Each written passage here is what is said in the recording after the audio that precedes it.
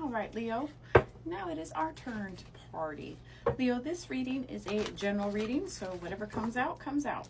Take what resonates with you and leave the rest for somebody else, because we're approaching general reading, elements of love, career, finance, just life in general. They can come out. So let's see what the cards have in store for you. In addition to the cards, we're going to play around with a little bit of astrology. That way you know just a couple of key points. We're not going to go super in detail.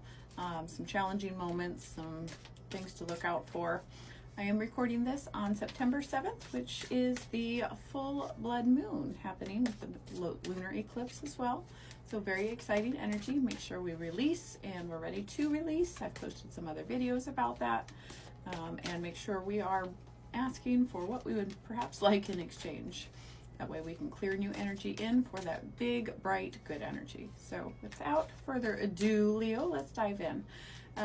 Dates that we want to be aware of are going to be starting now through the 13th. So over this next kind of week, we're going to feel some shifts. You may feel as though your emotions are a little heightened, for good and for bad. You may feel as though you are almost being more vulnerable than usual, and or we need to acknowledge that we probably could use a little more vulnerability. So, speaking freely on the things that you want, need, desire. If you're having difficulties with romance and partnerships, being vulnerable about what you like, what you don't like, it's okay to do that. Make sure we open up. We may also experience some relationship resets this week. So what that looks like is either a recharging of the energy with a relationship that's current and standing, maybe some flashbacks from the past as well, and or we're just kind of done with it. And so we bring in something new, moving on from an old relationship to welcome in new.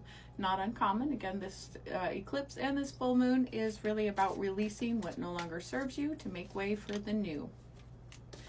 And then September 21st, we will also have a partial solar eclipse, and that will be on the new moon. That will focus around new routines for you, probably some self-care, the way you look, the way people perceive you, elements of health. So if you're hoping to do something that inspires a more healthy, approach to your life, giving up an addiction, working on just getting in shape, your self-care routines, that will all come into play, as well as daily structure shifts. So maybe that looks like things getting a little bit chaotic and we need to structure how to better use our day. That way we can feel like we're accomplishing more than we currently are. So that's something that we can be aware of. As far as challenges and challenging days, in conjunction kind of with those positives, usually comes a little bit of that's why we want to try to use the energy and not let it use us. But September 7th, which is today, you can expect some emotional depth happening, within. So maybe we want to speak more emotionally. Maybe we're having some revelations. Maybe we're just, we want to go and dive a little bit more deep, and that's probably a good thing. You can also expect some financial, almost revelations. So maybe a new way to earn income, maybe not so happy in the way that you are currently earning income, just maybe even setting new boundaries. Maybe we've overspent and we need to just be a little more aware. So just stay open and approach all of that.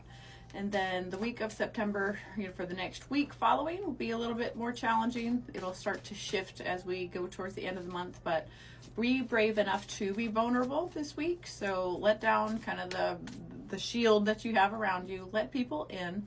Be open and honest with people, especially to close relationships and elements that are concerning money matters. So try not to be so secretive. Let people in, and that will be a kind of high benefit to you. For our tarot cards, our first card that we have pulled is the King of Cups in reverse. A lot of energies and a lot of individuals have pulled this for today's cycle of reading. So I think that we're just all in a heightened emotional state. So we want to make sure that we're not being super overly reactive. We want to make sure that we use our best discernment and day-to-day activities and conversations and communication with others. And then we have drawn the High Priestess, so encouraging us to really dial down on our kind of more feminine goddess energy. And so being a little more lighthearted, joyful, playful, that's what that looks like. And listening to our intuition, so the spiritual downloads that you're receiving, your gut instincts, It's time to really listen to those and hone into those. So that way, kind of that wisdom that's being sent your way, you can take it and run with it. Full stride, no hiding behind it.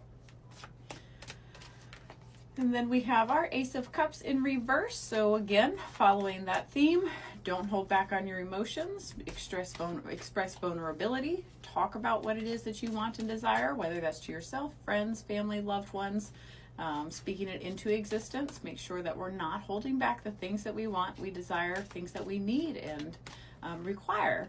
So also make sure that we're focusing on a little bit of self-care for ourselves in addition to, we've got to take care of ourselves.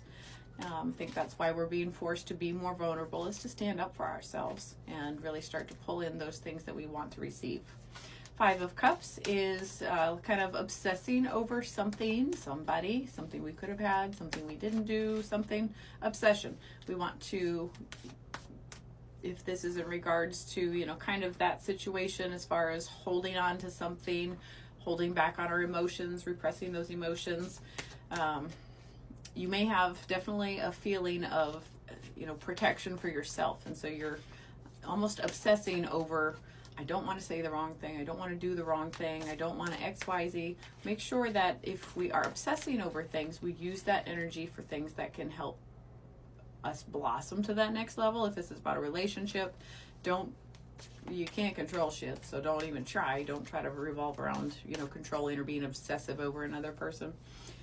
Justice card in reverse is, you know, feeling as though somebody has done you a disservice, an injustice, somebody's been lying to you, lying, cheating, stealing, whatever that is, some sort of injustice has been done to you, or you feel as though that is the case. Again, we're being encouraged to not hold back on the things we want, like, see, feel, hear, and so if we're obsessing over those actions, probably just need to go ahead and move on and let things go so they'll play out. But probably if we're holding on to a conversation we've wanted to have, now's a good time to do it. Be vulnerable, be open, hear what they have to say, and figure that out. Six of Cups in reverse is mourning the loss of something or somebody that's really feeling low. It's feeling like we've, you know, lost a situation, missed out on an opportunity. That is kind of mourning the thing that once was. So again, maybe we are coming to the end of a relationship and we're just kind of sitting on the back burner, just letting things go.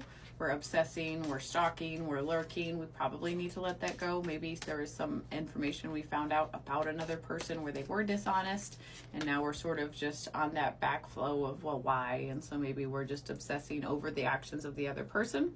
But I would go ahead and let that go, because it does seem as though there was something done that, we can't control it anyway. It's not for your highest good. We're holding on to it and probably just need to move on and let that go so the energy can flow. Then we end with our Death card in reverse. The Death card in reverse is really coming to a kind of end, you know, where things are just starting to simmer down and settle down. So it's like being in remission, whether ourselves or the situation in general. Forgot some of my cards there.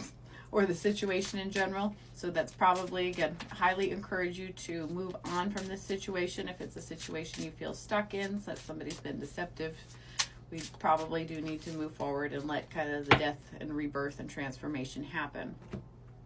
And then we have our Transcendence Clarifier. Our Transcendence Clarifier tells us that it's time to kind of transcend into that new person. Let those nice, beautiful, flowing things into our life, that happiness, the harmony. Put yourself out there into situations that would help you to ground and to blossom. Transcend is really taking some of this energy that we're focused on and using it for, you know, our brighter future. So take what happened in the past and apply it to building confidence. Use what you've learned and the experience you had. It wasn't all bad. Sometimes cycles happen and shifts happen. People can show their true colors in time, but it's, rest assured, it's nothing you did. That's their own cycle. That's their own lessons to learn as well as ours. Sometimes things are in our life for a season. We've heard that before, and there's nothing wrong with that. Kind of your daily affirmation is, I feel safe receiving love. So recite this to yourself every day and kind of get yourself in that mode.